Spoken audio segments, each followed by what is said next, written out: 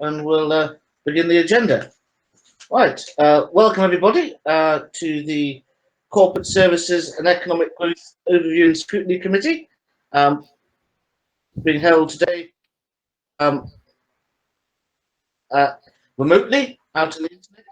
It's the first time for this committee. Just a couple of house rules. If you can keep your microphones muted unless you're speaking. If you want to speak, wave at me and I'll hopefully see you and invite you to speak. So we'll start with the agenda. Firstly, apologies for absence. Can I have apologies, please? We have apologies from Councillor Robinson. And Chair, what I'll do is I'll read through the members' names, and if they could just confirm their presence one by one. Thank you. Councillor Bourne. So if you unmute your microphone and say present when she gets to your name. Present. Councillor Grimshaw. I don't know what's happened to Lynn. Councillor Bainon. Present. Councillor Sesford. Present. Councillor Parry. Present. Councillor Ruffhead. Present. Councillor Seymour.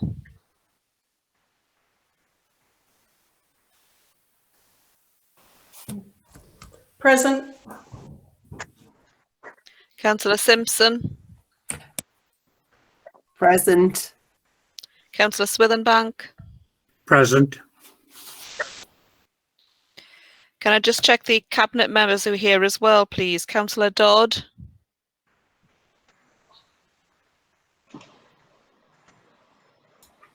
Present. Councillor Oliver. Present. Councillor Wearmouth. Present. That's everyone, Chair. I'm just not sure where Councillor Grimshaw is. She was here in the pre-briefing earlier, so I'm sure she's around. Hopefully she'll dial in. Yeah, she'll have had IT difficulties. But hopefully she'll be able to join us. So we'll go through the next thing on the agenda is the minutes of the previous meeting, which was the 9th of March. That seems so long ago in a different world. Anything on those minutes that anyone would like to query as to accuracy or to matters arising? Just for the information of members, we did actually receive an update about the road repairs scheme by email this week, giving us the headline figures for that we've requested. So that has come in. Right. Next, disclosure of members' interests. I'm going to make a personal but non-prejudicial declaration in that when we come on to the COVID... I just had a question on those minutes. Oh, so yeah. Catherine? Yes, the 15 million allocation is report that we got. Is that final now? Is that the final report? A final report. I think what we've... Obviously, the work's not been done, so there will be a report on the work once it's done. I think what we've got is the allocation of the money.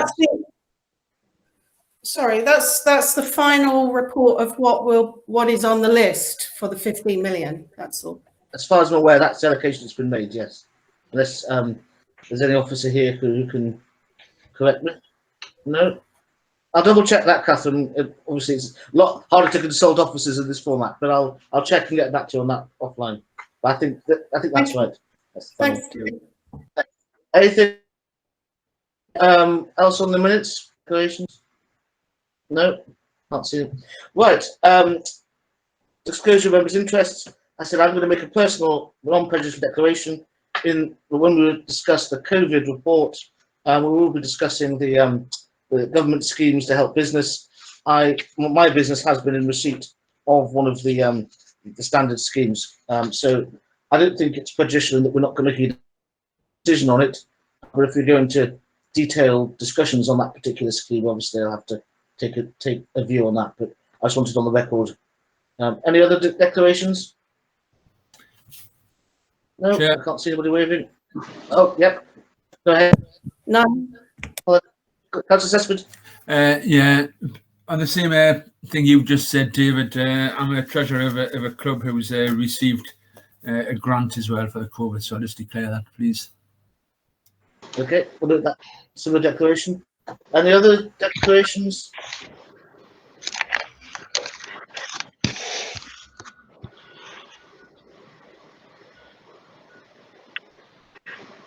No, I can't see.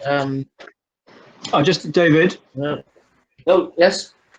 I'm not on the committee, so I don't know whether I need to make any declaration. But I'm on the committee of a club that's received a grant, and my wife's business has received a grant as well. So, but right, okay. Well, I'm not on this committee, but just. Right. Well, yeah. Well, it's been noted in public, so thank you. Yeah. Okay, we'll move on. Trevor's disappeared. Hopefully, he'll join us. Scrutiny of cabinet reports. Now, the first report, what I tend to do with these two reports, we've got COVID response and COVID recovery.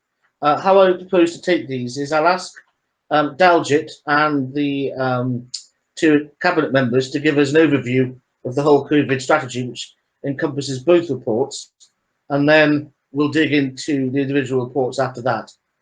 So if I can ask Daljit to give us the introduction. Thank you, Chairman. I'll just do a brief introduction before members come in terms of cabinet members.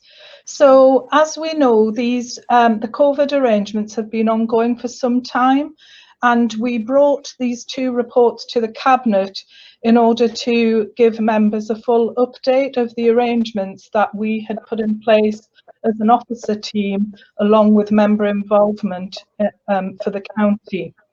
So we enacted our emergency arrangements. That involves having a weekly executive called command COVID meeting, which takes place every week from an officer perspective.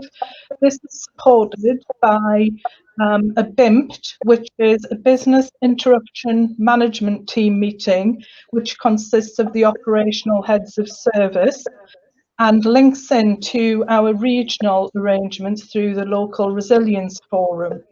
So the information that I'll give today just gives a brief overview from an officer perspective in terms of the arrangements that have been enacted in line with our emergency plan, but also, more importantly, the arrangements put in place to protect our residents, our staff and our communities. I would just like to say at the outset that obviously each member of the executive team has taken their responsibilities very seriously and has advised members and the council in terms of the arrangements following good governance and national advice. I would just like to express my thanks to the Director of Public Health, particularly Liz Morgan, who's on the call today. She's provided us really good expert advice, taking all the national guidance and providing support to all of our directorates across the council. So I would just like to place that thanks on record. In terms of the Cabinet report, we did a detailed briefing to Cabinet and were questioned on that. But we felt as a team that it was very important that each of the scrutiny committees had access to that report and were able to look at the issues raised and to ask any questions or look at any details. So we're very keen that members are fully involved in looking at the arrangements.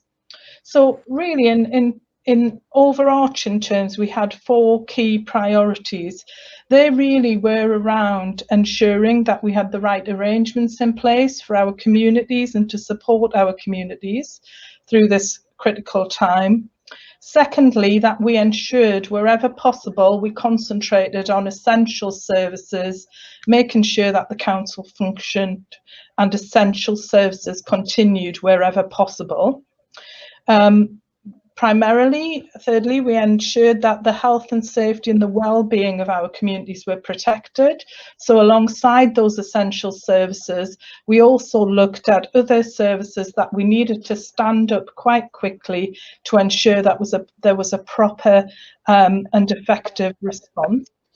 And then the 4th area has really been about planning for our recovery ensuring that we have the right arrangements in place, that our residents are protected, and that our businesses and our economic development functions particularly are enacted. So I just wanted to touch really on three core areas. Obviously, as you can imagine, with a council like ours, there's been a massive amount of work. Each of those different aspects of work will be highlighted at each of the committees. So today, really, we're trying to concentrate on the issues relating to this committee, but I thought it would be useful just to give you as members a brief overview of three key aspects of our work. We stood up very early, and you may have seen through my regular briefing, our community hub arrangements. And that was very much to ensure that our most vulnerable residents continue to receive support. You'll have seen a lot of information around shielding residents and ensuring, some of the basics were covered, things like food parcels, ensuring medications were delivered, and that we could ensure that was happening. Alongside this, and this is really the link to this scrutiny committee, a lot of our businesses across the county and a lot of people supported that community activity, whether it was businesses or whether it was the voluntary sector, but actually supporting us to making deliveries, donating food and products, and in some cases raising monies to support the efforts. So we'd just like to thank our businesses particularly. There are over 18,000 shielded residents across the county, and over 13,000 of them have received some form of support, either directly through our teams or through the communities that have come together. In addition, we've had about 8,000 calls out to vulnerable residents to check on their welfare and their needs. So it's been a really big effort right across the county. The second area I would just like to highlight from the report is around the business hub and the work we've done to ensure that our businesses are as supported as well as possible, and that we've been able to advise and support them. So in terms of the delivery, we've had to stand up very quickly. These small business grants have been referenced.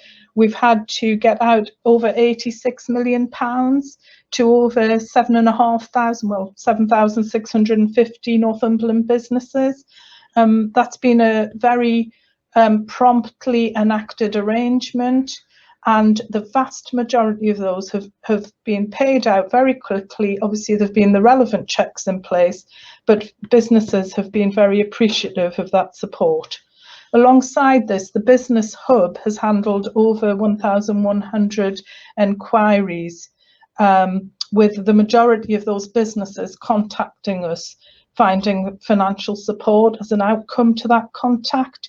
So we've just had some really positive work ongoing. Then in addition, more recently, you'll have seen that we had the discretionary grant arrangement, which covered other organisations and businesses, for example, tourism and markets, etc.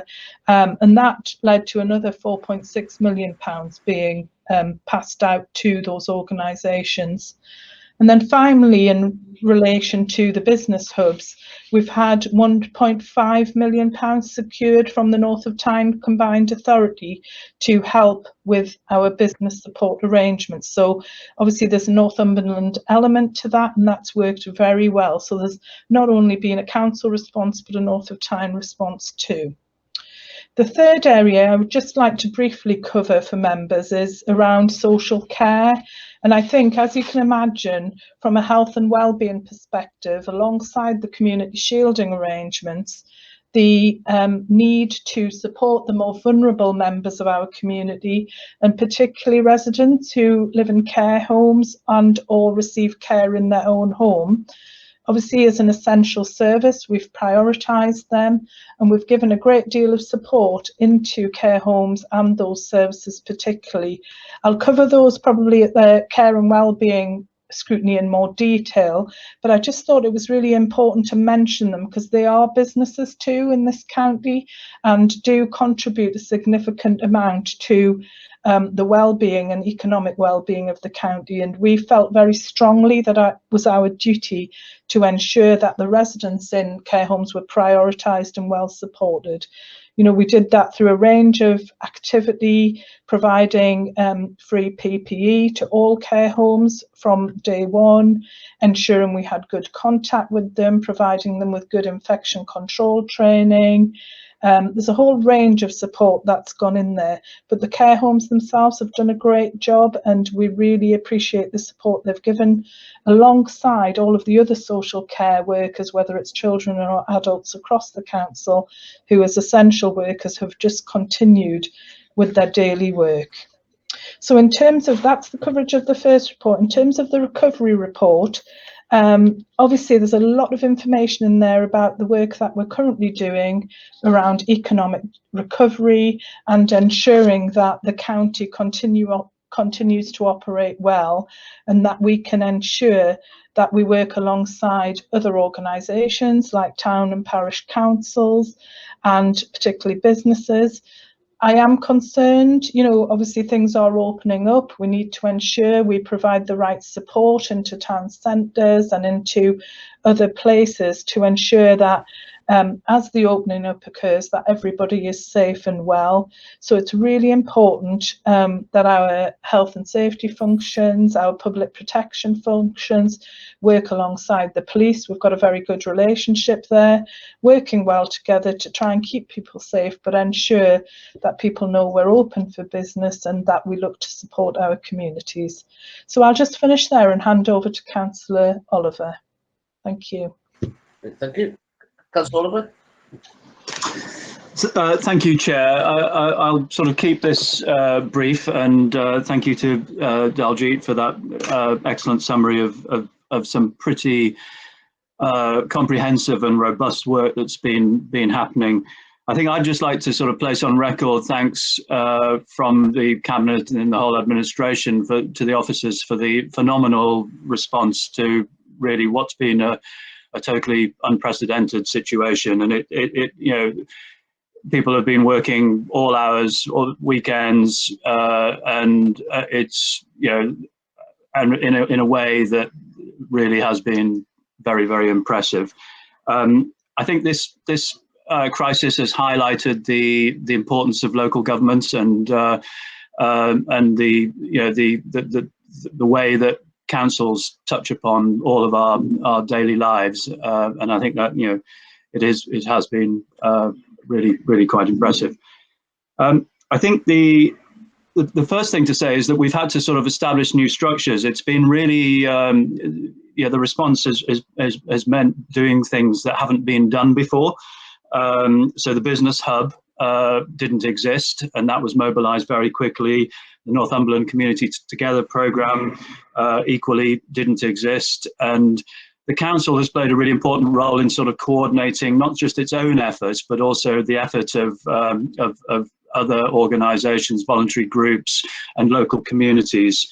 At the same time, it's continued to deliver important frontline essential services and looked after the safety and well-being of over 4,000 staff directly employed by the council and a similar number employed in schools. So it's, you know, that has been no mean feat. Whilst all of that's been going on, we've been kept really well informed. I think the comms, I'm sure everybody will agree, the comms have been comprehensive, the chief exec's updates, the leaders' updates, and all of the other information. It's the website has been particularly useful, and I've had many comments from people, particularly people in business, saying how it's been a really useful resource to get a summary of not only local but national support that's been available, and that's been equally true of the community information as well. In terms of my own portfolio, I think it's been, you know, I've been heavily involved in the grant business grant delivery, and if you think about it, this is a department that effectively is exists to collect business rates and collect money from people, and suddenly they're being asked to do the opposite, to distribute money on behalf of the government, to make sure it's done properly, and proper checks are put in place, and that it's done quickly because those businesses needed that money quickly. And again, I'd like to personally thank all of the officers that have been involved in that. The finance department, the Revs and Ben's team, internal audits. It's been a real, and IT, it's been a real joint effort. I think, Trevor, are you? Yeah, Nick. Sorry, I was good. I would just put my hand up so David would notice this for when you finish speaking. Okay. Should we leave the questions till the end then? Is that? I'll leave to the end. Yeah. Yeah. Okay. I'll rattle through.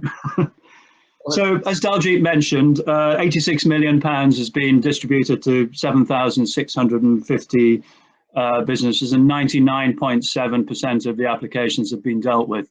There are still some being dealt with, and that has been, and some of these applications I know are very, very complex, and so the work that's gone into each one has been pretty extensive. The Business Hub has dealt with 1,100 inquiries, signposting people towards the grant schemes that the council has been operating, but also to other forms of national support as well. So, and also there's been quite an effort in terms of understanding what the real issues are facing businesses, so that we can use that to inform our recovery plans. So quite a lot of communication with businesses, understanding what sort of support they'll need going forward and what the problems they're facing at the moment are.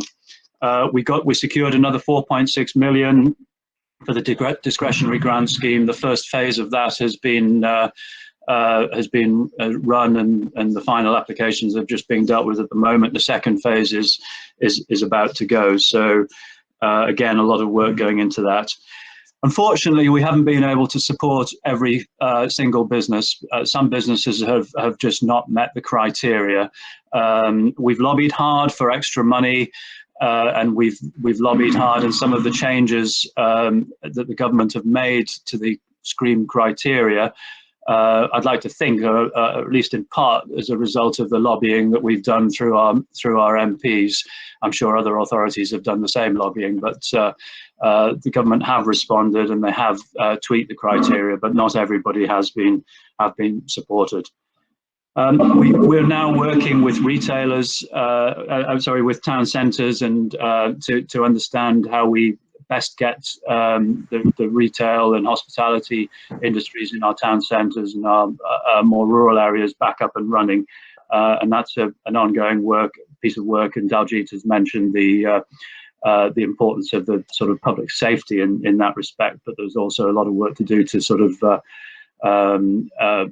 economically as well. The recovery is going to sort of work in broadly speaking, sort of three phases. We need to sort of adapt, plan, and take early action, and I think that's already been happening.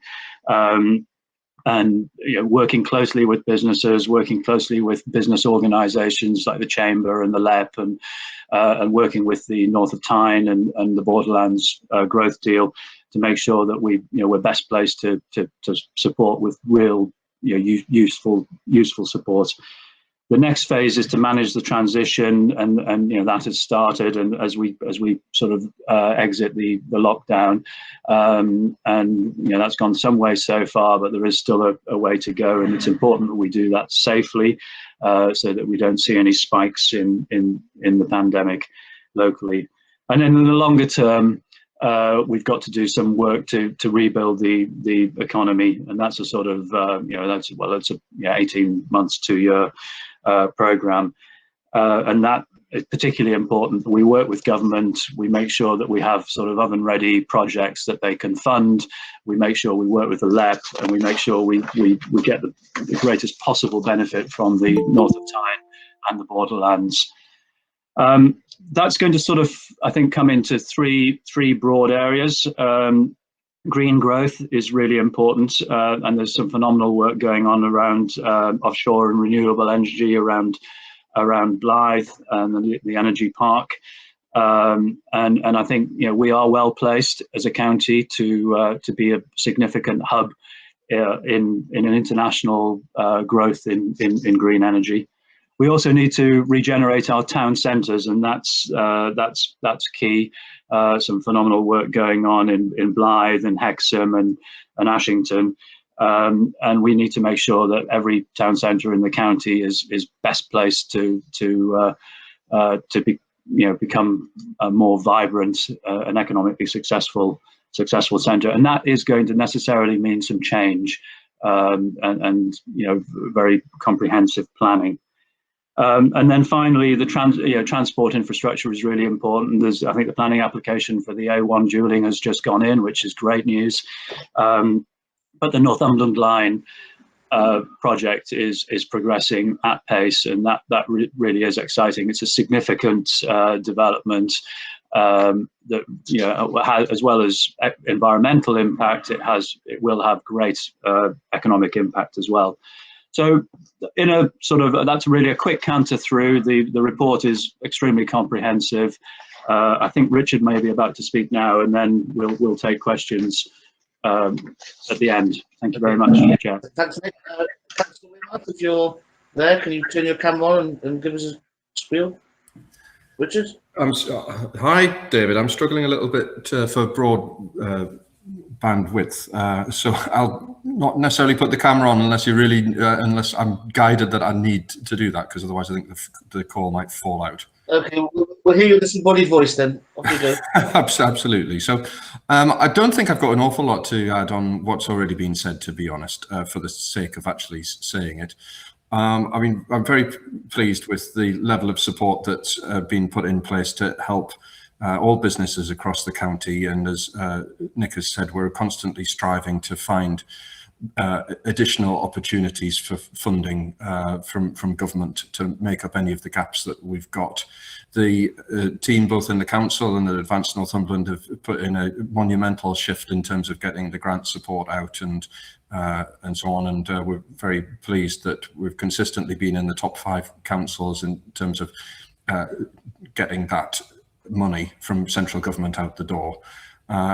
Undoubtedly there's challenges ahead, but I think that we've been planning for a lot of development in our town centres and in the wider economy, whether it's green jobs or other things, and as a result there's a lot of opportunities I can't help but think that are going to come along from central government in terms of funding opportunities as we get on with the build agenda and the levelling up agenda and the Northern Powerhouse agenda, which are all still very lively topics in government. And so the fact that we've put those plans in place through either Advance or through the council and got business cases worked up in a lot of instances is going to serve us well. And I don't know that you may have some probing questions that you want to ask at this point.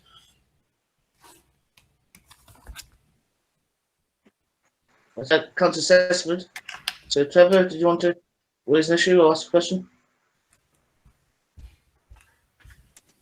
Yes, Trevor? Please. I'd just like to say thanks, obviously, to Dalgett and Nick for their presentations. But this question is probably more for Councillor Oliver's answer, if you don't mind. You mentioned, Nick, that there's lots of checks in places to show that people met the criteria when they're getting the business grants. And you were saying they were quite robust. What I want to know is some of the things that have been in the news recently is that there's a small degree of fraud that's been taken part, and there is actions being taken from the government. I'm just wondering, are we putting anything in place, or how would you like to? How are we going to approach that? That's it. Yeah. So there's basically there have been 3 grant schemes: the small business grant, the retail, hospitality and leisure grant, and the so-called discretionary grants. They've all had different criteria, eligibility criteria, and not often, it hasn't always been absolutely clear. So we've had to seek a lot of guidance from government, from BEIS and MHCLG to apply this. The internal audit team at the council have been involved in coming up with the process. The finance team, obviously, as well. So it's been a pretty comprehensive process. There is MHCLG have basically set out an audit process, and returns have been done to MHCLG in terms of how many grants have been issued, and so I'm confident that the processes have been absolutely robust, but you can never be certain that everybody that's paid out was absolutely 100% eligible. But I think everything that could have been done has been done. There've been all sorts of checks, and some of them, the IT department have been involved in that as well, in terms of processing the payments, and bank account details have been checked, and so yeah, it's been a pretty comprehensive process, and I'm confident we won't have any issues with the post-event audit. Thank you. Thank you. Any other members? Some of you have frozen. Does anyone want to wave? I can see. Is anyone wait? Is that somebody? You all seem to be very still on my screen, so I'm not. So it's Ken Parry, Catherine Seymour, John Bainan, and Lynn Grimshaw are all waving. Whether you're frozen or not. Okay. Well, this is just on the. Actually, well, this is more question for. David, you do have people Richard wanting to come in. Weirmouth, actually. I can't see anybody. Their screens seem frozen. David, Richard, waving? You've got John Bainan, Ken Parry, Lynn Grimshaw, and Catherine Seymour all wanting to come in. Right. Okay. Well, I'll start with John then. John. Thanks, Chair. First of all, can I pass on thanks from many businesses I've spoken to the Chief Executive, Nick, and the team. Many businesses are so grateful for the quick response and the funding they've received from NCC, and it's kept a lot of them in business. And it's really grateful to hear so many people praise the council for the quick response.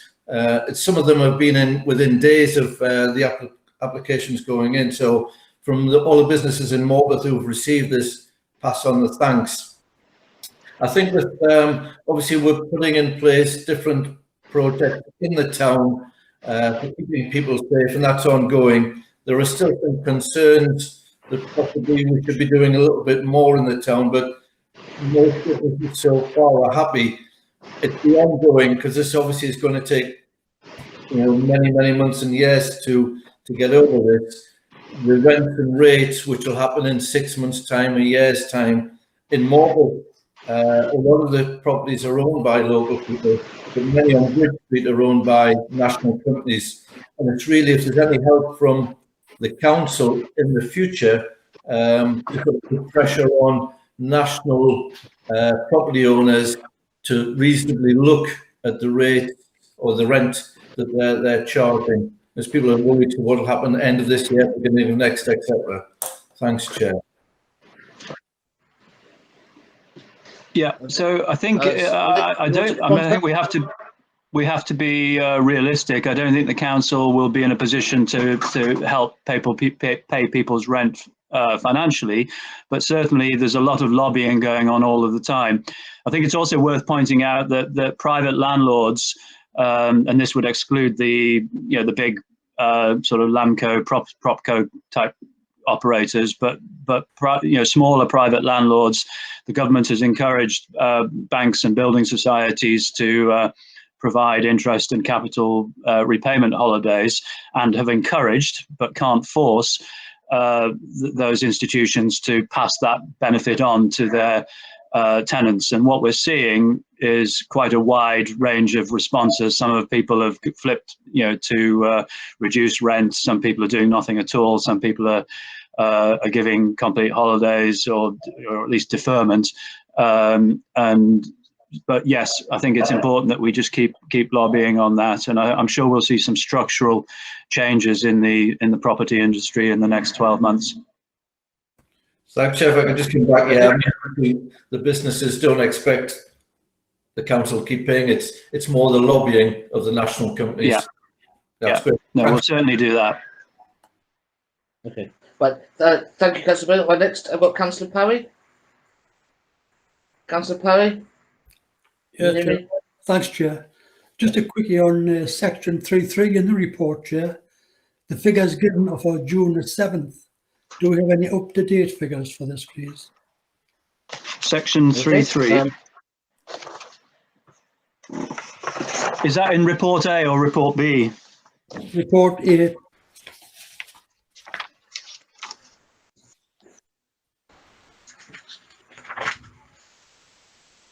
So they're the COVID cases and the COVID deaths. Yeah. I wonder if we should ask Liz Morgan to come in there. Thank you. Liz, can you hear us? Yes, I can. Yep. Thank you. Yeah, so up-to-date figures, the most up-to-date figures I've got are that we have had 1,577 positive cases across the whole of the county from all testing sources since the beginning of the pandemic. And the latest figures on deaths, which is from the 7th of July, is that we've had 265 deaths. So in terms of rates, the rate for positive tests across the county has varied over the last 3 weeks from 2.81 per 100,000 to 3.43 per 100,000, but that actually only represents a couple of additional cases for the whole of the county. So we're, definitely less than double figures over a rolling 7-day period, which is really good news, and that's the way I'd like to keep it. Okay, thank you. I did actually recall on the press yesterday that it's been 8 days without a death in Northumberland, or Northumberland Health Trust anyway, which I think is good news. Thank you. Right. Okay. Next, Councillor Grimshaw. Lynn, you there? Yes, can you hear me? I can hear you. Yeah, go ahead. Yep. Thank you, Chair. Well, a couple of things, if you don't mind. First of all, yes, thanking all the officers for their absolute fantastic work during this unprecedented times, and hopefully we can make a quick recovery. So do appreciate everything that they've done and continue to do so. What worries me is the fact that yes, we're delivering the council's capital works plan, and I'm just wondering whether that'll be you kind of put the brakes on that a little bit, because we are not aware if you're going to be having to take any money out the reserves to fund the capital, and if so, how much? Because the thing is, we do realise that the government still hasn't been forthright with all the money that they've given councils, and we're just wondering if that'll have to come out in the reserves, and then in order to look at trying to recover some of this debt that we'll have, how are you going to overcome that, please, without trying to rein in the capital investment and the works programme? And the other thing is, okay, I do find with the as John did mention before about the small businesses. Now I know I've had 1 or 2 business owners rang me up and were extremely worried because they paid all of the money that the government had handed over, just paying the rent and rates, etc., up front, and now they find themselves with still no work coming in. They can't actually afford to keep their premises going because there's no money coming in, so they've had to release their leases. And I just wondered as well if Advance is going to do the same with their properties, if they find themselves in the same situation where people have rented properties off them and they find themselves in this situation where they can't continue to pay without any income. And also the other question is probably for Nick, is what we're doing with the assets are you going to be looking to sell some assets off to fund the recovery and to go along with this the capital plan without dipping into our reserves? Sorry, it's been lengthy. No, that's fine. Very good questions. Thank you. Thank you. And Richard to come on this. Yeah. So I think first of all, Richard come on this. thank you, Chair. First of all, the Capital Works programme. I think that will be kept under constant review. I think it's probably, it's worth mentioning the level of work that Chris and the team in the finance department are doing to keep on top of the finances. So during this whole crisis, the finance department has functioned, I'd say, sort of normally and in inverted commas. Things are being done. The council's finances are being managed really well. But as you can imagine, there's a lot of sort of forecasting and budgeting going on to try and second guess what the short, medium, and long-term impact of the COVID crisis will be on the council's finances. On top of that, MHCLG are requiring a monthly return on the impact of COVID. So that's a fairly extensive piece of work each month. We've had approximately £20 million in sort of general funding into the council, basically COVID pressure funding from the from government, and that was 10 million in the first tranche from a 1.6 billion fund, 9.1 million in the second fund, and we're waiting to see what we'll get from the third tranche. And then there's a lot of discussion going on with government around lost income as well as extra costs as well, because obviously whilst this has been going on, there have been areas of income that have sort of just disappeared overnight, car parking charges, for example. And so that work is being done. The estimates in terms of the pressures on the council finance are a very wide range, and it depends on a number of key factors: how long it goes on, what relaxation of the lockdown happens, and then also how quickly economic confidence returns to the local economy. So there's a lot of key factors, but there's a range of scenarios being constantly modelled. We're also, as a council, we're working very closely with key partners, in particular Advanced Northumberland and Active Northumberland as well. And so there's a lot of modelling going on there. Fortunately, the council's finances were in a pretty good state before all this started. So, we're not concerned that this is going to sort of be a doomsday scenario. We think we can manage our way through this very successfully. But the extent of the sort of speed of the recovery will obviously impact our plans. At the moment, we feel it's really important to continue with the capital programme, because most of the elements of the capital programme are about creating a more prosperous economy in Northumberland. So it's really, really important that we continue to do that. And I think we'll see the same approach from central government in terms of capital investment in infrastructure projects, and that's one way to keep money flowing into the economy and to create long-term increased revenue prosperity. So it's hard to say at this stage exactly how the capital programme will be impacted, but we are approaching it from a very positive perspective. Moving on to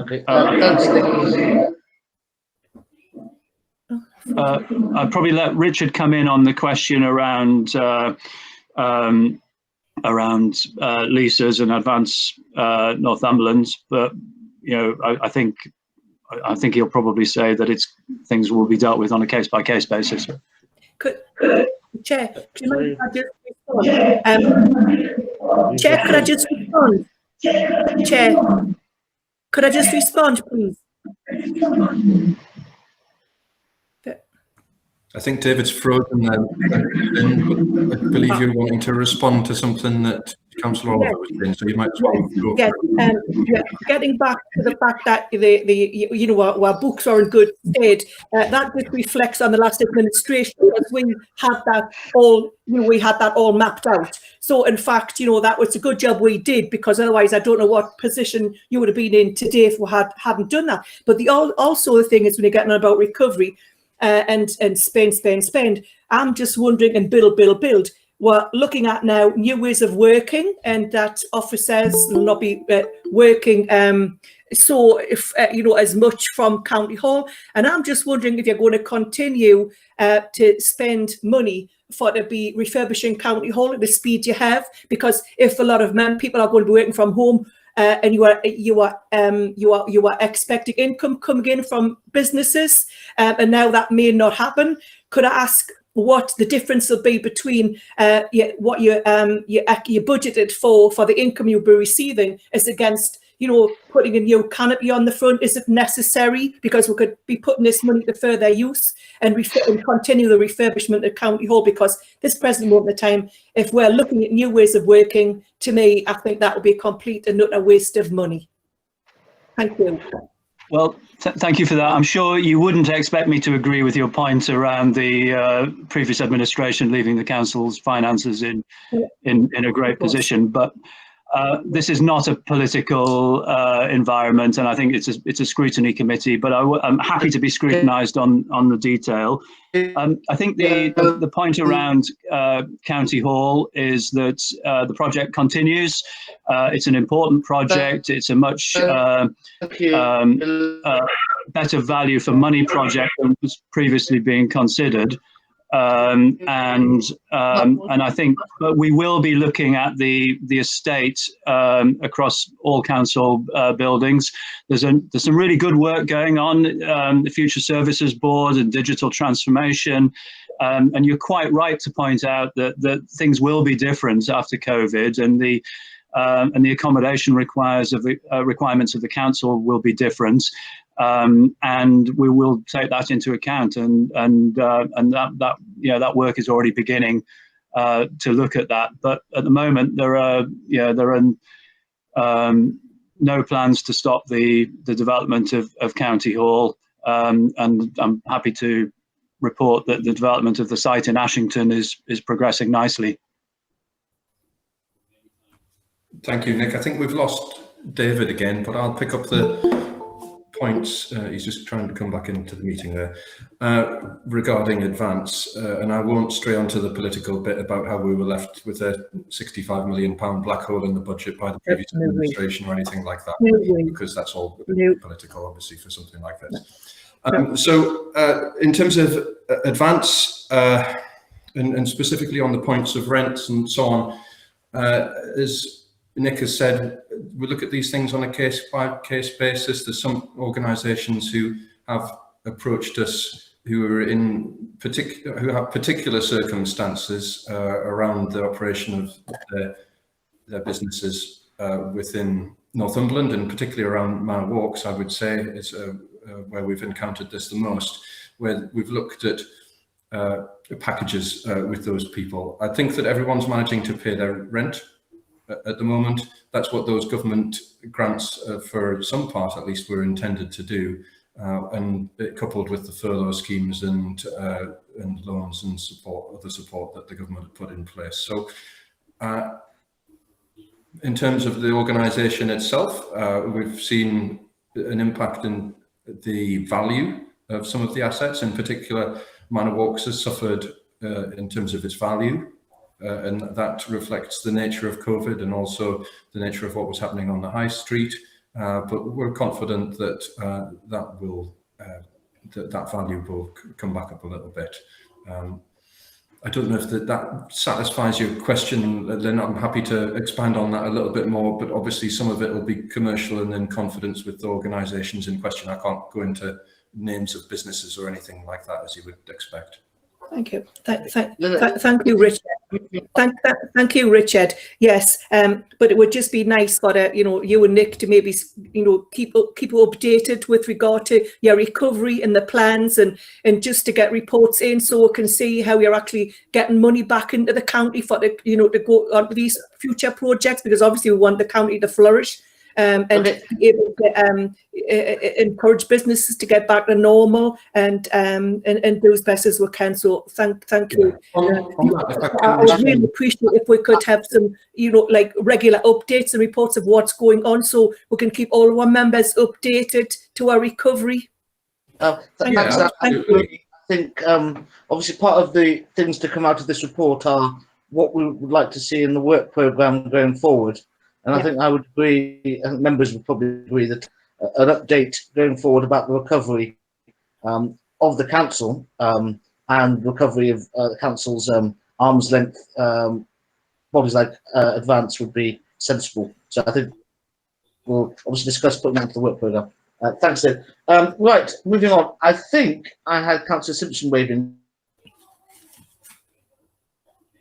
I wasn't sure. Not me, David. Do you have anything to say, Liz? No. Okay. Yep.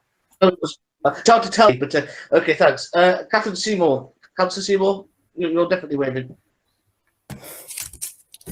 Thank you, Chair. Just a couple of things on the first report, the response, the operational recovery plan. I appreciate there's been a massive amount of work and new learning curve. So there must have been a heavy pressure on staff who are doing a great job. So due to a significant amount of work still to be undertaken, will or are we seeking additional staff to help with the impact of COVID-19? Okay. Nick? I don't think. Should I mention the other as well? The other. Okay, sorry.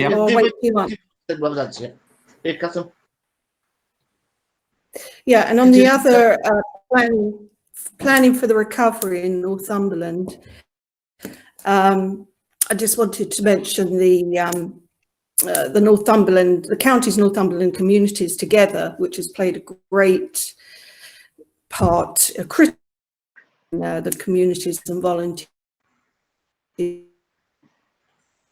Okay. Have been responding to emergencies and are vital in the recovery phase, performing essential work for the safety net that they provide, because of the traditional methods that they can't use now. So I'm just wondering about the infrastructure support specification that we provide. I know that contract's about to be renewed, well, early next year. So I just would hope that we look at that for some increased funding. Okay. Thanks, Catherine. Nick, let's respond. Yeah, so I'll respond to the first part, and I think Daljit looks as though she's willing and able to respond to the second part. Thank you. In terms of staffing, there's been a lot of short-term changes in staffing in terms of people working in different ways and doing different jobs. And I think the flexibility and responsiveness that staff across all service areas have shown has been phenomenal. I don't believe we're in a position where we need to recruit additional staff. I think because some work streams have necessarily been sort of curtailed or postponed or slowed down because of COVID, those people have been able to have been sort of reallocated other roles, and we've seen phenomenal flexibility there. So yeah, and I think Daljit, are you happy to pick up the second point? Yes, thank you, Chair. I think, as Councillor Oliver said there, in terms of staffing, it has, the teams have actually really risen to the challenge and looked at different ways of working. and they are doing different roles in some aspects, and it's important that going forward now we review that real progress that's been made, where, for example, a lot more staff are working much more agilely, they're working from home, using IT much more in the forefront, and then the big group of staff who are out there working every day with people. So I think what you'd find is a great deal of our staff have actually really embraced their new working arrangements and themselves have come up with new ways of working to support communities. So looking forward, we will need to ensure that we have the right staffing in the right places, and we are doing a little bit of work with the teams to ensure we've got the right sets of support, whether that's back office and front office. So we will keep you informed about that. I think in terms of the voluntary sector, the VCS infrastructure plan, one of the things I think that has been a learning curve for us has been that I, as an ex-director of adult services, have always been very clear about the huge contribution that our voluntary sector makes right across the county in numerous different ways, whether that's active volunteering or proactive contracted services. I think what we will need to do, though, looking forward, is looking at that big infrastructure contract that we do award every 3 years, I think it is, but you're right, it's due for renewal, and being sure that the arrangements we put out are slightly maybe different, so that basically what we're talking about there is not the money we give to the VCS or to the community volunteers directly, but it's about the money to an organisation which then supports all of those other many organisations, whether it's, with legal support or training or management support at difficult times. So it will be vital for us to refresh that VCS infrastructure contract and make sure we build on the great work that all of the volunteers and voluntary organisations have been doing. We have for many years invested, I could reel them off, hundreds of organisations, some of the big ones like Citizens Advice, domiciliary care providers, etc., which are charitable, right through to very small organisations with just 1 or 2 staff. And it's important that that infrastructure support is there for them all. Thank you. Okay. Well, I haven't heard from Councillor Ruffhead yet. Is there anything you'd like to add, Gregor? Gregor? You can hear me? Thanks. Yeah, just a couple of questions or comments in relation to, how we were talking about the work programme. I think it would maybe be worthwhile, as the LEPS document that's called the North East COVID-19 Economic Response has been taken as as if it's a gospel in the press type of thing, as part of when we've talked about what Councillor Grimshaw was saying about further reports about Northumberland recovery. It'd maybe be useful to kind of get a picture of how Northumberland's work is working in the wider region of the regional recovery, because we've got to consider that as well, because local authorities just arbitrary boundaries to an extent as well. And as part of that, just for information, at the North of Town Scrutiny Committee held at the end of last month, we also had a report on the COVID response and recovery from a combined authority level. So it might be worthwhile asking Henry Kippen to come along to a future meeting of ours, because it was a very comprehensive and thorough report. And then in terms of questions on the Appendix A, it's maybe one more directed at Daljer. In terms of when we're talking about the different services within the council, the planning enforcement, and I understand we've taken steps to have 2 meetings of strategic planning committee each month. But as somebody who's came along to Northumberland local area council meetings previously, I'm sure she'll appreciate that we're quite a heavy, intense one in terms of number of plan applications we get. And we've kind of, as a committee, we've been receiving a lot of communication from members of the public concern groups that it feels as though planning applications and debating decisions on planning is being taken away from the local area. So I would hope, as we're starting to come into recovery, there might be steps where we look to reopening planning committees of lax again. Thank you. Through yourself, Chair. I think just on that question around meetings and committees, Obviously, we have been in a time of national crisis. There have been some requirements where certain delegations have been put in place, or there have been revision to meetings. We are very mindful about trying wherever possible to ensure local members are consulted around decisions that needed to be taken. You know, nobody's perfect. Sometimes we get that wrong. So we have tried to ensure, though, that people are contacted and the right arrangements are in place. Clearly, from my perspective, and this is a totally apolitical position as always, I need to ensure that our community is safe and that our staff are safe and that our members are safe.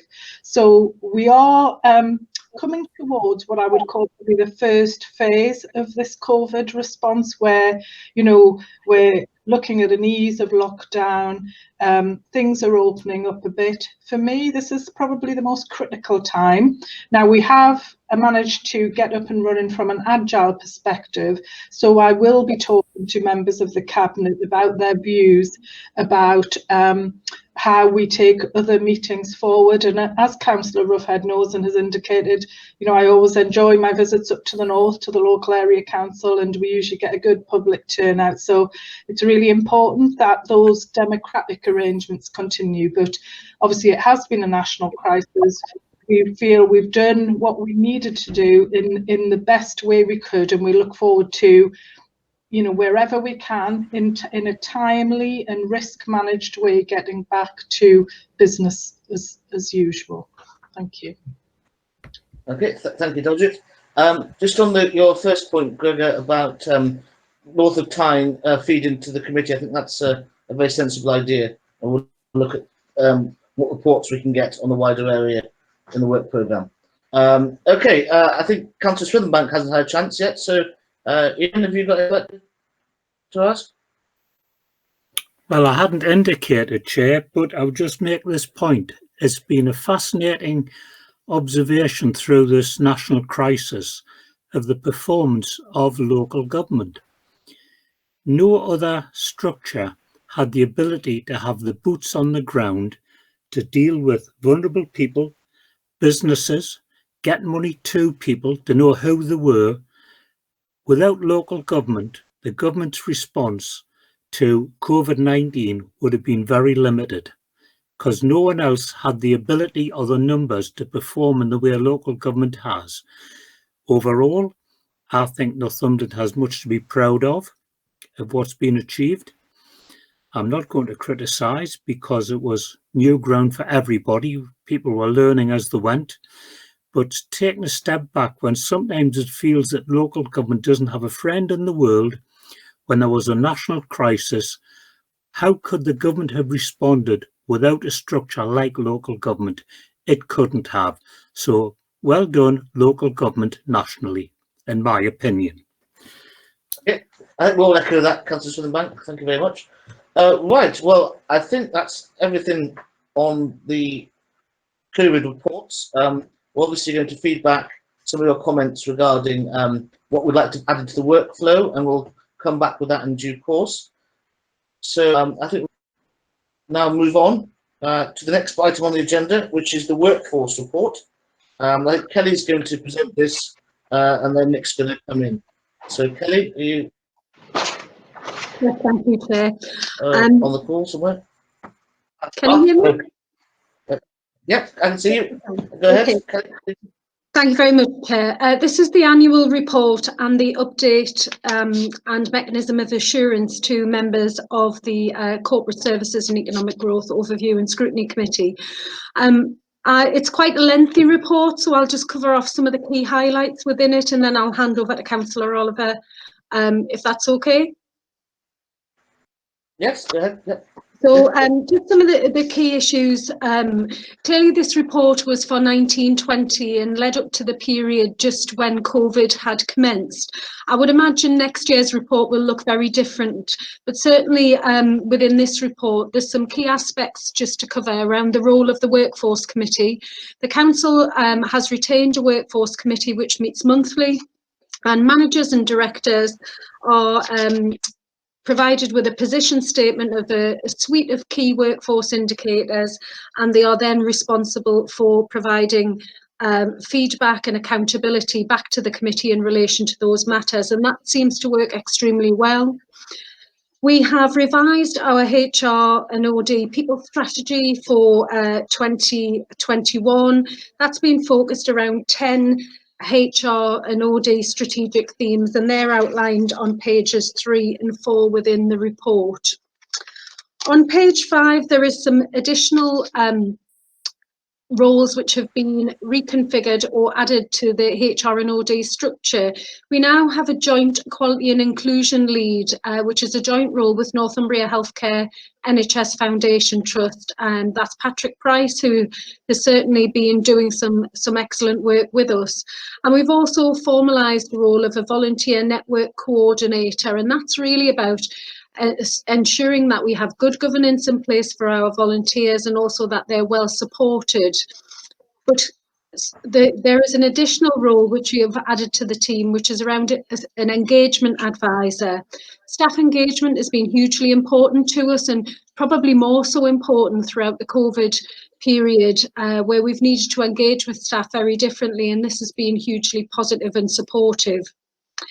Our HR schools team works jointly now with North Tyneside Council's HR schools team. It's a very small team which supports schools across Northumberland and North Tyneside, but actually by working together they are supporting each other both personally and professionally very well, and that gives significant strength to the service. We have a suite of key performance metrics on the pages 5, 6, 7 and 8, right the way up to 12, but I'll just cover off some key aspects of those. In terms of performance appraisal, performance was slightly lower this year for a number of reasons, but very much still a very strong performance of over 80% of appraisals completed. We've actually reviewed the performance appraisal process following the COVID crisis, where it's been very much more about the individual and the role that they undertake, and that's been very well received. So what we will certainly see, I would guess, is an increase in that next year, but it still remains very strong. On page 6, there is an overview of all of the statutory and mandatory training that we expect all staff to complete. The appraisal figure in there is incorrect. It says 75.08 on the report. That should be 80.8.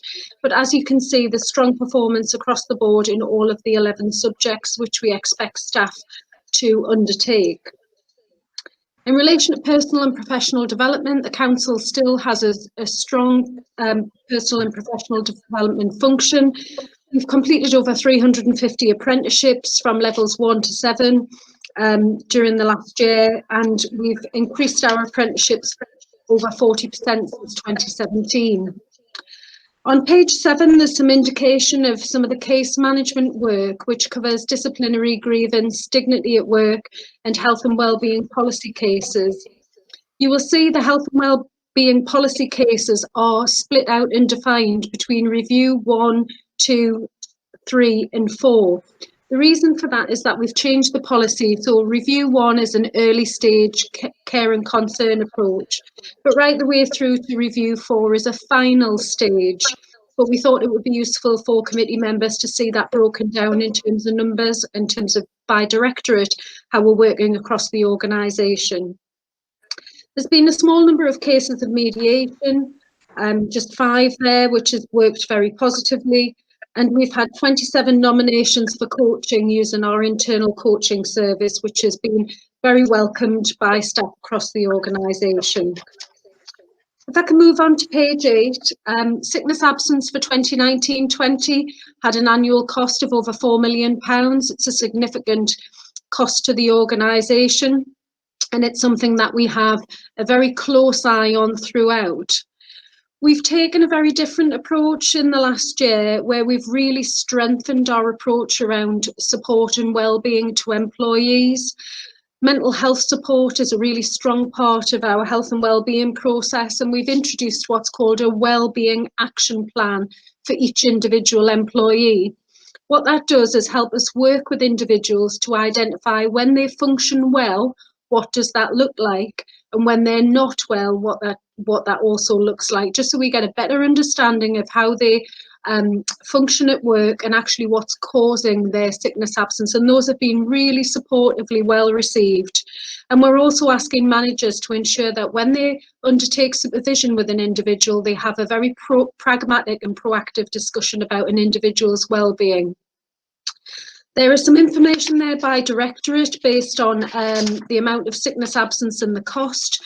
You will see it varies through various months, and actually post-COVID or during COVID, the picture looks extremely different. So I think that's certainly something that the committee would want to have a look at in due course. Top areas for promoting wellbeing and support is, which we have seen previously, is mental health, musculoskeletal, and we are spending a significant amount of time trying to support our employees to engage in healthy lifestyle activities. And we have a huge range of activities which take place, from running clubs to walking clubs to our new virtual sports and social clubs. So there's lots of things happening for individuals who want to engage. With the previous report, we were asked to include some benchmarking information. That benchmarking information is now included in this report in page 13, and that just gives you a perspective regionally as to how we perform against other authorities. We've got very much, I would say, a lot of granular data available around sickness absence, and that's something that certainly we look to provide to SIPFA and the LGA when they need that. If I can just move on to page 14, agency staffing and fixed term contracts is something that we do try and have a minimum amount of agency workers, but we do work closely to ensure that they're well managed with our services. And we've also worked with agencies around the introduction of IR35 legislation. In terms of equality and diversity, the council did extremely well in last year's Stonewall Workplace Equality Index. We achieved our highest ever entry in the top 100 at 34th place, and that was one of the highest local authorities in the country, which we think is certainly an excellent achievement. We now support Northumberland Pride and a number of range of other activities, and it's certainly a part of our equalities and inclusion strategy that we undertake more of this work. Finally, there's some additional information in the report from page 15 in relation to staff survey data and also in relation to whistleblowing. The staff survey data, we had a record 80.5% return for our full census survey in 2019, which was excellent. It was the highest ever return rate recorded by the Picker Institute of any organisation that they've surveyed. This really does show that staff are engaged and they want to give us their views about how they feel. So there's some key themes there from the response around satisfied with the extent the organisation values my work has increased 10% in the last 12 months and over 17% in the last 4 years. Staff are feeling more valued by the organisation, particularly after their appraisal. We've got 11% increase on staff believing that the council cares and takes positive action on staff wellbeing. An increase of 4% in the last 12 months that individuals would recommend the council as a place to work. And there are some key aspects which have come through around that we need to work on in relation to communications between teams themselves, between teams and the senior executive team, and how we help support staff to understand, but also to meet the council's objectives. We've added in some additional aspects to the staff survey around financial wellbeing. This is for the second year running, and it's shown a number of our staff who've raised concerns about their own financial wellbeing and where to seek support in this area. So we've been working closely with Northumberland Community Bank to support our colleagues to access low interest loans and also better financial management. And it has proven that financial wellbeing has a strong link between the health and well-being of individuals, and it's certainly one of the things that causes people a lot of worry, and it's something that we're trying to work closely with. In terms of the whistleblowing data, there's some information there. We've had 22 issues or allegations reported in line with the council's policy. Each one of them have been categorised and closed, and you will see the outcomes issued there. We do correlate that information with the staff survey information. We are always looking at ways where we can help people raise concerns accordingly.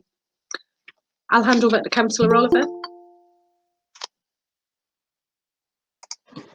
Thank you, Kelly. I don't think I've really got a lot to add. That was a very comprehensive summary. I'd just like to point out one bit, at risk of embarrassing Kelly. One of the awards that the council won was Kelly herself winning an Inspirational Practitioner Award, and I think we can see why. But it's also good to see that we also won an Apprenticeship Award. So people winning awards at the start of their career and at the peak of their career as well. So it's really, really good and shows the quality of the HR function within the council and the importance that's placed on workforce development. Thank you.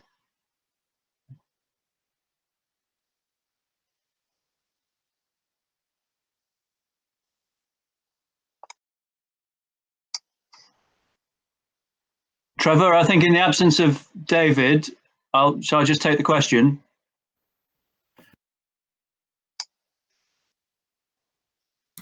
Yes, if you don't yes, mind. Nick, do. Yeah, David's in and out. Thank you very much for that, Kelly.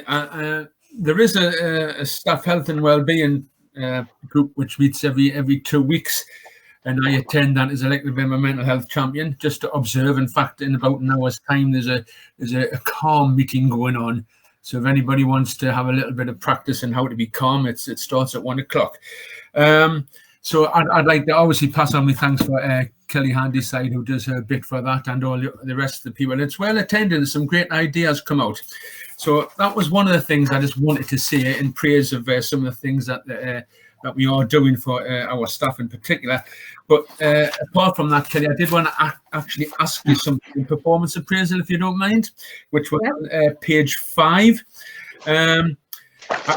It's probably a very quick answer you're going to give me here, but last year there was 83.52% of people had their appraisals, and this year 80.8% had their appraisals. Am I to assume that the ones that were missed last year are picked up very early on in this process, or have we having repetitive people who are difficult to tie down for their appraisals?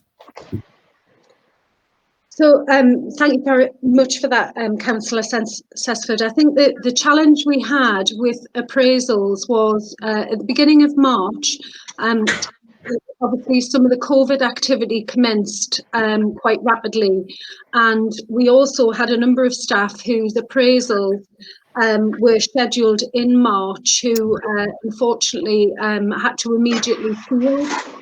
So it was a very small minority. It took us a couple of weeks to get into the mindset of agile working, and we now have virtual appraisals which take place. And even for those people who aren't at work or perhaps don't have IT access, we've had to do some of those over the phone. Sadly, they rolled over into April. So what we've done is we've actually said that was their appraisal for last year, 2019-20, but they still have to have an appraisal in 2020-21. So it was a very small number. It's by no means an excuse. Every member of staff should receive an appraisal, and we do actually monitor those extremely tightly, because now within the appraisal process, as you know, we focus very, very much so around health and well-being. And that's a really positive discussion for a manager to have with an employee. So from our perspective, whilst we lost a small number, we would still expect every member of staff to have an appraisal. Thank you, Kelly. Well, I got kicked out there, but I'm back now, and I'm in a room with a bit better signal, so hopefully I'll be all right. I think Councillor Grimshaw wanted to speak. Lynn? Yes, thank you. Well, thank you very much, Kelly, for your comprehensive report. But I would just like to say that under these, as I say before, unprecedented circumstances, a lot of your workforce has been seconded onto various different jobs, and I've got a little bit of a worry in how that mental health issues will come to being because of the COVID situation and being, they delegated to perhaps on the communities together and answering the telephones, etc., and being involved, and it's just to look after their health and well-being and mental health. Because of the situation, because like we're discussing, we've all been on telephone calls and met with people who have been in dire circumstances, and I just hope that the impact that it may or may not have on staff could be addressed in the proper manner, because we've all been reduced to tears, listened to some of the sad cases that we've been dealing with. Liz knows as a coordinator, and I know from experience in Atkinson, in 2 areas, and that will not be alone, and that will include the majority of officers. So it's just to ensure that they're going to be looked after with their mental health issues that may occur, Kelly. If I could just respond to that, Chair. Thank you. Thank you, Councillor Grimshaw. I think you've raised a really pertinent point, Councillor Grimshaw. You're absolutely right. And the mental health support that is needed for staff will be very different. But we are looking at ways where we can extend that. We've got some excellent support already in place. We have a fantastic occupational health service. We have counselling, psychology services. We have some great health and wellbeing champions who are supporting our staff. We've introduced a buddy system, but we are looking at what else staff may need. In some cases, for some staff it's extremely simple, but for other staff it's much more complex. Some of them have a very different should I say, challenge in their wider life. Their partner may have lost their job, they may be furloughed, they may have children under difficult circumstances. So we're trying very much, we're also looking at our staff carers network as well. A lot of people have caring responsibilities, and this has been a really challenging time.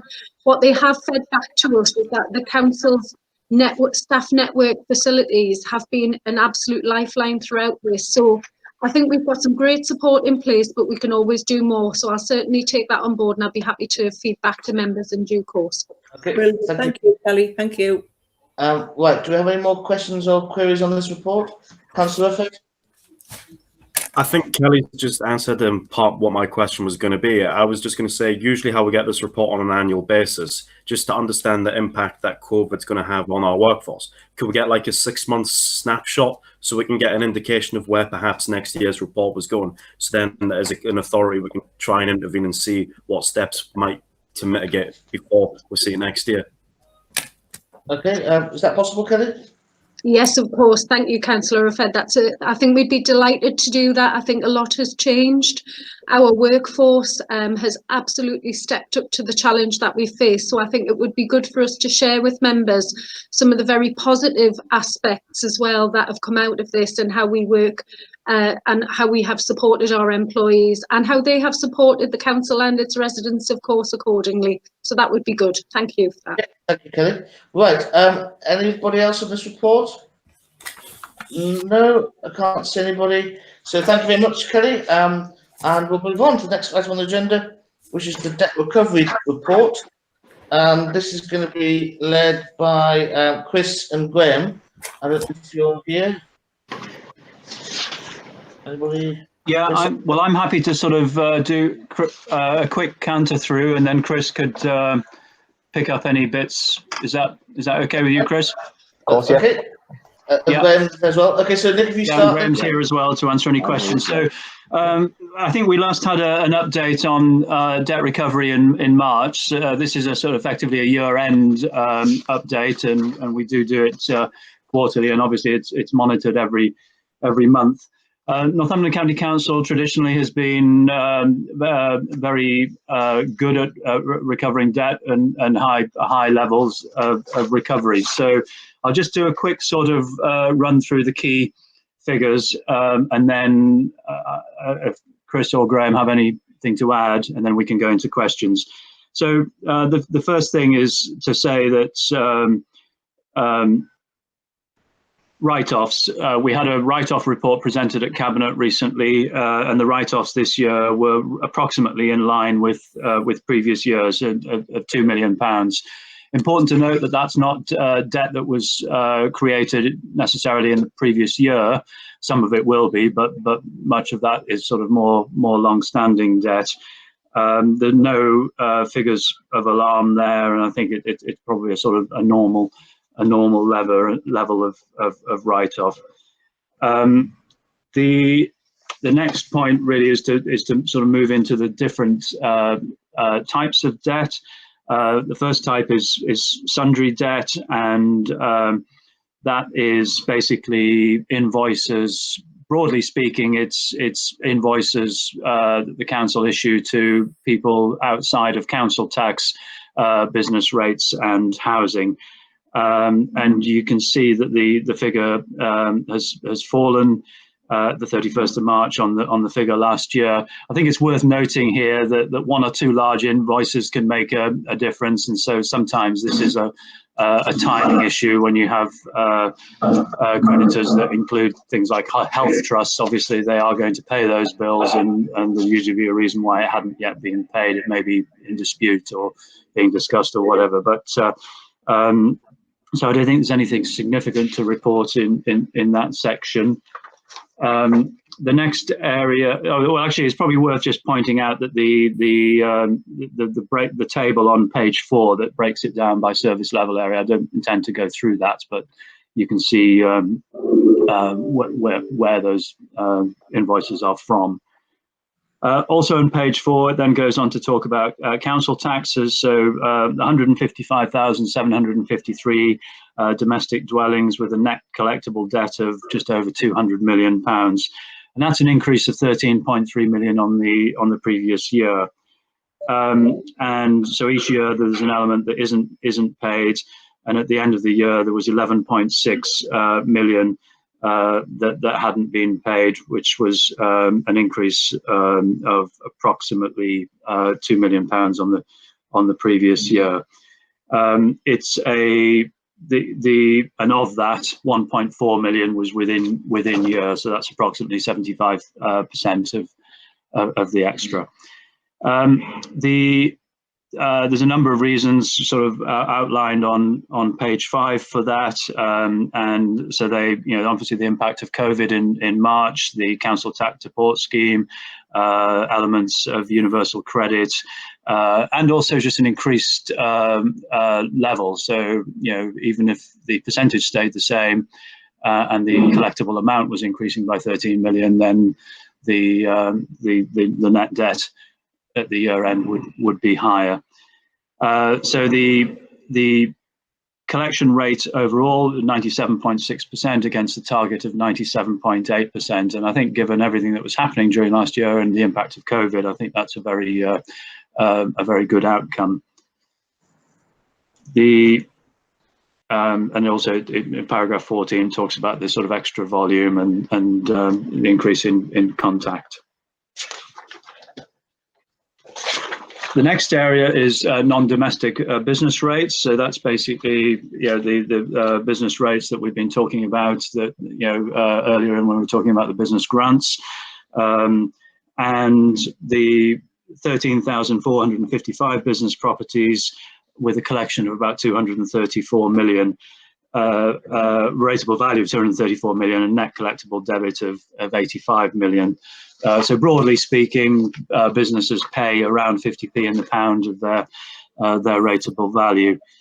And the arrears, again, has not unsurprisingly risen, and that has gone to 3.6 million versus 3.1 million last year, and 1.93 million within that hasn't been collected from the previous financial year against 1.2 million the previous year. So basically, most of the uplift has been the sort of in-year collection, and I imagine, and we don't have the exact figure, but a high proportion of that will be as an impact of COVID, because of collection as COVID started kicking in sort of January, February, and March. And the sort of collection, I think the March figures we saw previously, which in the report we had in March, which went back to December, it was a much better picture. So COVID has definitely had a significant impact there. The final significant area is housing benefits overpayments, and I think the picture there is basically this is where payments are made to housing benefit claimants, and then it realised that usually because of a change of circumstances, then there has to be a sort of collection of the overpaid amount, and a collection, and the 2.4 million was collected in 1920 compared with 2.6 million the previous year, and there's currently 4.6 million outstanding. Housing rent is the sort of final large area, and here there's basically current arrears of 1.48%, so a collection rate of 98.52, which is actually lower than the previous year. Two targets for the year: one to collect 98% of the rent due, which was achieved, and then another target which was to keep the rent arrears at 1.9% of the annual rent debit, and that wasn't achieved. So, but overall, a good performance, and there's some good work going on to improve that in terms of sort of proactive outbound communication with tenants. Again, there's a page 11 focuses on the sort of reasons for changes and the sort of key issues. So I don't propose to go through those in detail.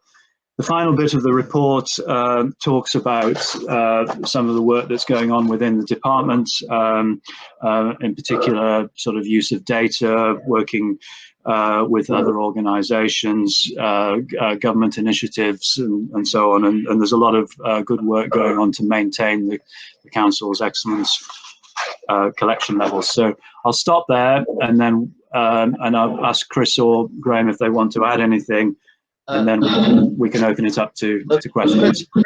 Before I open it up to the members, Chris or Graham, anything you want to add to what Nick said?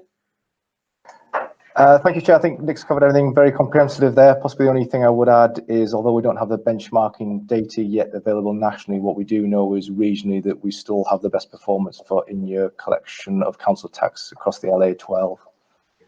Okay, that's great. Okay, any members like to come in? Councillor Grimshaw?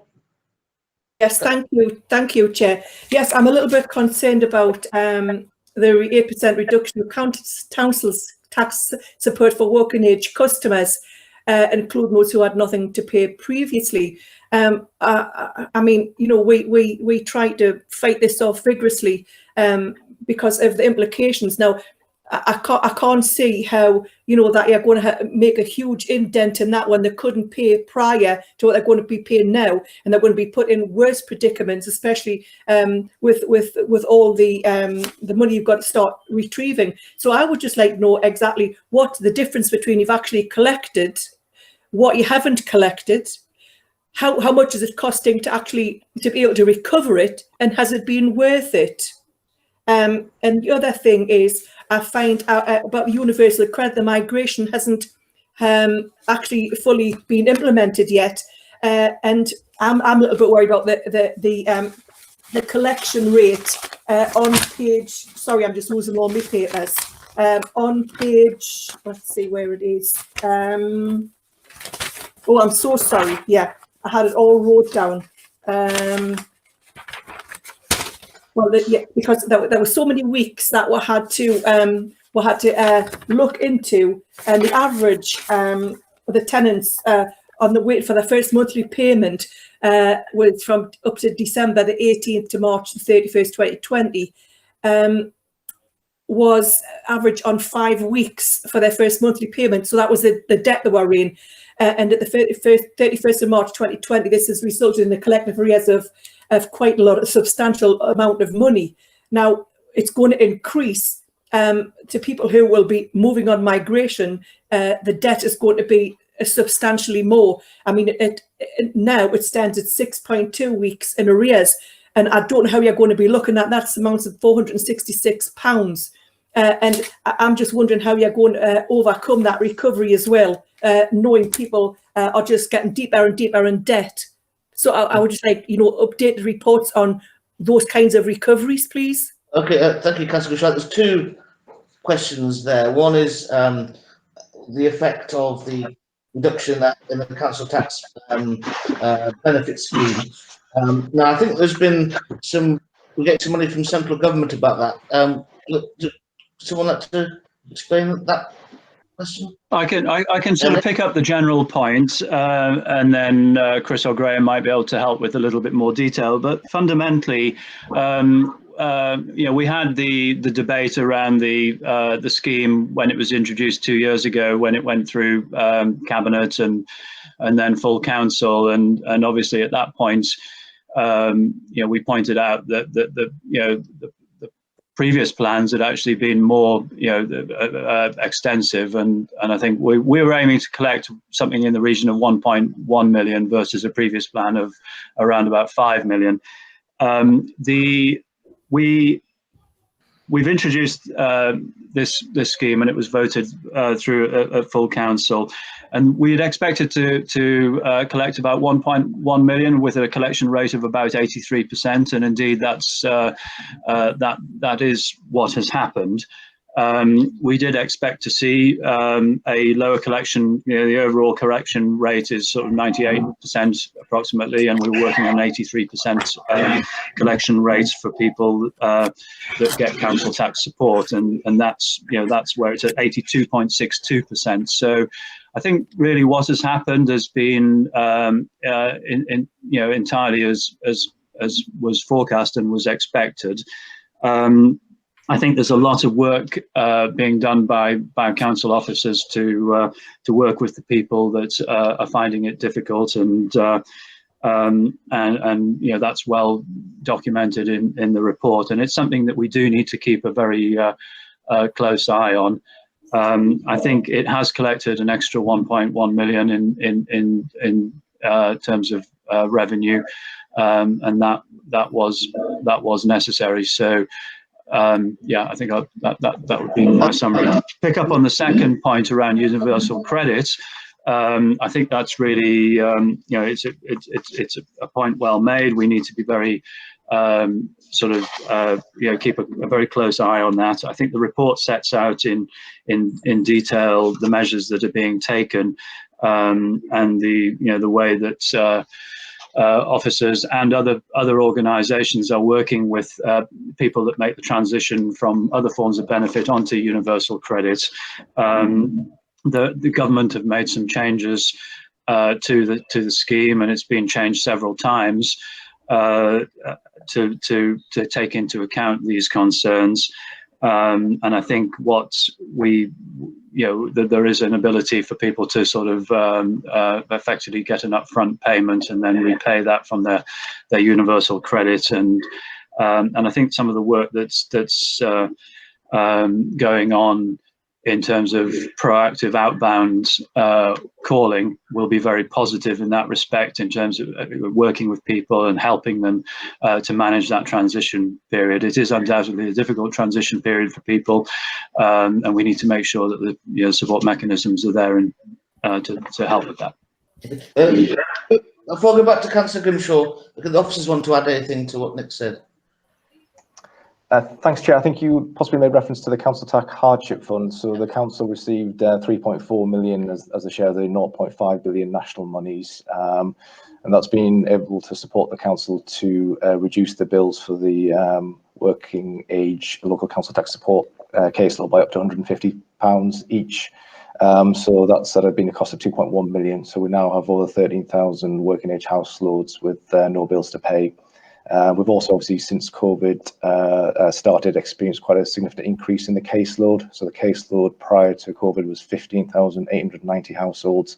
That's now 12% higher at 17,841 at the end of Q1. So that's an additional cost pressure of 1.6 million. Okay. Councillor Grimshaw, you wanted to come back on that? Yes, thank you, Chair. And then my last comment is on page 16, which I'm not surprised, but I find it eye-watering. The fact that, that those who are in arrears come from the most deprived areas throughout Northumberland. And for all, I welcome this report. I find it very difficult to look at, and I don't know how we're going to start addressing some of these massive issues, looking at some of the areas which are heavily in debt. So I wonder if we could have, we could be kept updated with this particular report, the comparisons over a 3-year period rather than year by year, which I think it's vitally important that our fellow councillors have, especially for their wards. It's vital information, and I just hope that we can start addressing this, looking at like I say, the eye-watering figures that come out of this report, and how we're going to address it, please. So you're suggesting that we get a 3-yearly sort of overview? No, I think we need to probably maybe about a 6-monthly one, Chair, because obviously it changes, and especially with the COVID now that's in place, and the implications that applying. Perhaps some of the people who are working, who have been working, they maybe been redundant, they're no longer furloughed, they've for whatever reason. I just find it very eye-watering, the fact that the amount of arrears are in different wards, very, very, very difficult to absorb. And just wondered if we could have a much more regular update on this, just to keep our fellow councillors updated to the deprivation in each ward. Okay, I've got Councillor back next, but Nicola was supposed to reply to that point. Yes, I think there are disparities across the county, and I think that's really important that we take a long-term approach to addressing those. And some of the things that we heard about earlier in terms of the economic recovery are really, really important. So we must be able to do everything we can to provide good education, good job prospects in all wards across the county. And we saw in the budget in February and in the report presented earlier that we're determined to address some of those economic inequalities and do what we can to increase prosperity in some of the less prosperous wards. Okay, thank you, Nick. I'm just looking at the bottom of page 17, breakdown of non-payment per council tax band. I'm just looking at this and wondering whether an additional column of information would be the, say, on band A, where there's over £9 million of deficit. What is the percentage of the band A properties that are in debt? It would just help me try to understand this. Do we have a particular problem at the poorer end of society due to whether it's coronavirus, whether it's low salary, whether it's the security, the lack of security and employment? Do we have a particular problem there, or do we have a very large number of band A? If I knew the percentage for each of those bands that are in deficit, it would help me understand any structural problem of income. I think the wrong tree. No, I think Graham. I mean, Graham looked like he's nodding there. I suspect that's probably a piece of work that can be done. There's a piece of work that can be done, Chair. The band A properties in Northumberland, I think we've got upper 60% are in band A. So the vast majority of properties in the county are in band A, but we can get the detail of the percentage of those properties that contribute to the arrears and provide that back to. Yep, brilliant. Thank you very much. That's very useful. I think if it was a percentage of the net debit for each band, that would be probably the fairest comparison. Yeah, we can do that. Hopefully, yeah. Okay. Right. Anything, other members? Anything to ask on this particular report? Councillor Grimshaw, one more. Sorry, thank you. It's just a comment to make, and I would just like to thank Graham and his team for their excellent and dedicated work, because they are working on the front line with all of this to sort out and help, and they have been spot on with everything they've handed out as far as contributions are being concerned, and working night and day. So I would just all greatly appreciate the work that you and your team are doing to overcome all the stressful situations that you'll be that'll be forthcoming to your department. So just a huge thank you, Graham, to you and your team. Thank you. I think all of us would echo that. I would support that. I think I've had emails late into the night and right throughout the weekend from both Graham and from Chris and other officers. They've been working very hard. Okay. So, well, that brings us to urgent business, which there isn't any, I'm aware of. So, thank you all for attending. It's been a bit difficult getting everybody together, and all the officers. Thank you for your patience, and thank you for contributing. And I think it's been a successful meeting. Hopefully, we'll all get to meet again in person in the near future. But until then, we'll thank you very much for attending. And that's I'll close the meeting. Thanks a lot. Thank you, Chair. Thank you. Bye.